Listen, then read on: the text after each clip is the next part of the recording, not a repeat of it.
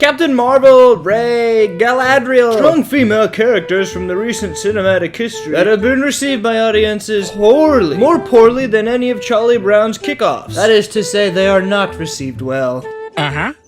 Yeah.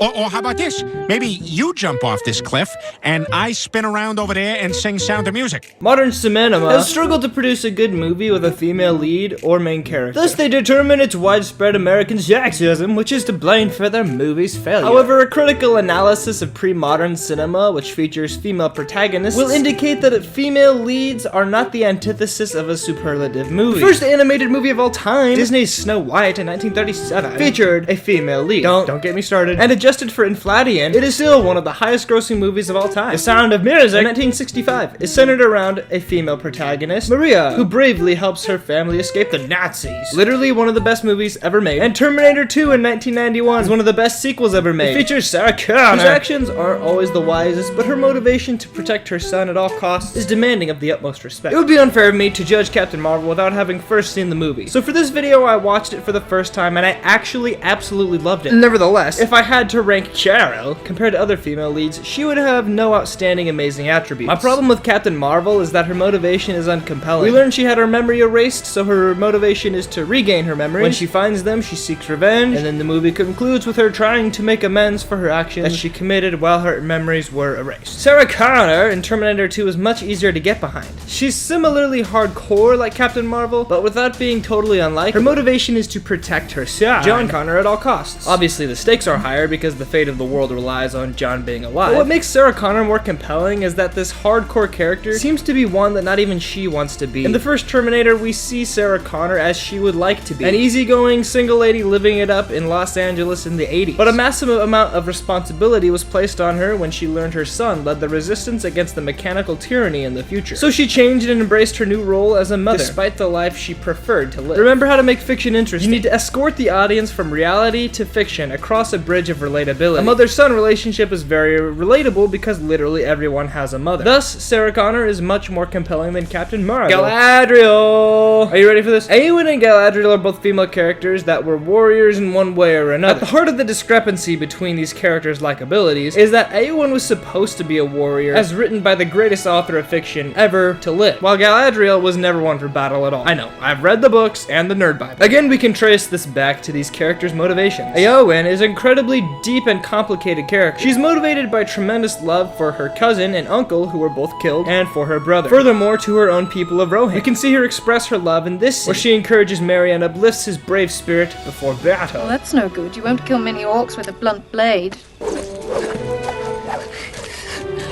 To the smithy, go! And it ain't no secret she was crushing hard on Aragorn. I mean, who wouldn't? But when Aragorn rejects her, she isn't left with much of an option. Everyone she loves is going to war against certain death. Why shouldn't she? Her story is wrapped up beautifully. In the extended edition of The Return of the King, Aragorn heals her after the Battle of Minas Tirith. In the books, this is mostly how it happens. Eowyn is in the Houses of Healing, and Aragorn heals her using his extra special elf methods. But as she regains consciousness, Aragorn grabs Éomer, Eowyn's brother, to take his place. The first thing she saw when she awoke was her brother. She would later meet the short-lived Steward of Gondor and Faramir in the Houses of Healing. Their love and the finishing of the War of the Ring would bring about peace in her heart, and she desired battle no longer. Alright, now let's compare that with Rings of Power's Galadriel. Galadriel is short, snappy, and rude to literally every single person. She leaves her company behind in the frozen wasteland for reasons, and then finds fault with Halbrand for doing the same thing. She, I think, swims to Numenor somehow, and is a brat to everyone there, regardless of if they try to help her or not. Some say this is character development and that she is bratty on purpose, because her character will grow in the later seasons. Makes sense, except for the fact that Galadriel is somewhere around 5,000 years old at the time of the events of Rings of Power. And what's her motivation? I guess her brother that we spent 35 seconds getting to know? What continues to motivate Galadriel throughout the series? Revenge, anger, and pride. In battle, she seems to be equipped with mithril thick plot armor, as she is better than everyone at every aspect of combat. Éomer is right on the money with this quote. War is the province of men, Eowyn.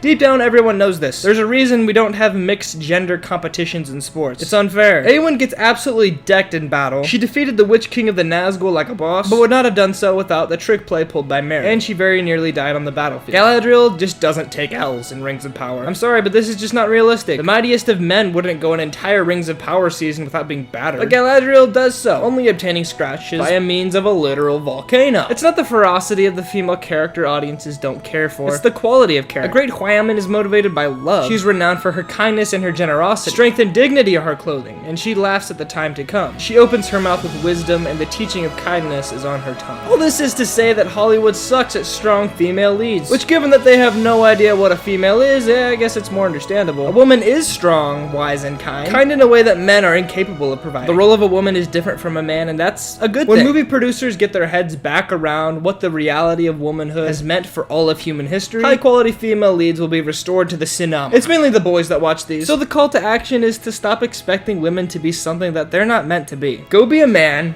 and be the warrior so that they don't have to. Or we could just go home and watch Sound of Music.